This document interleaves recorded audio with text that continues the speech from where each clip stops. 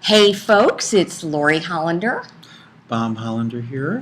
And it is Q&A Thursday. And we had a question, Bob, from one of our clients who said, how do I know if my husband can really change? Right. You probably asked that question. I asked that too 30 years ago. Right. And you have grown. I have grown. And so have I hope. Yes, you have. Thank you. And it's indicative of what I think people forget, which is that when we are developing early on, we do have, I think, maybe a more balanced, feeling, empathic part, when we're little babies. And when we don't have that kind of support that cultivates that and supports that, we actually go in, we actually kind of go into self-preservation mode for a lot of people. And we make arrangements and do certain things to preserve that. You mean in our mind? In our minds, yes. In our minds.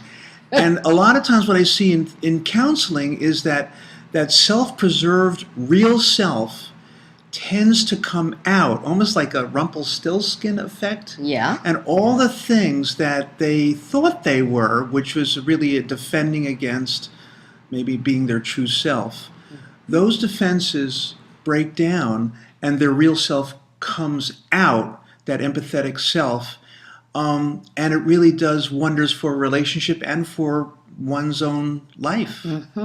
What we've seen with clients and in practice over all these years is that people have to be in a certain place to be ready to do the work they need to do to see their part in relationship. But we have had many people who, when they come in to see us, are at that point where they're really ready to do some introspection. They're ready to look at themselves, maybe for the first time. And that is really the difference between somebody changing and not, is when they're willing to really understand more about themselves, where they came from, why they behave or act or think or feel certain ways. And when that changes, people change. Yeah, and a lot of times the only time that those kinds of things happen, where they discover their real selves and become the empathic person that's underneath, is with the right environment and with the right partner. So I am so glad that you were there and witnessed Bob's blossoming. We're still working on each other, I'm still right, blooming. Bob? I'm still blooming. Well, yes. me too. Oh, you're my little rose.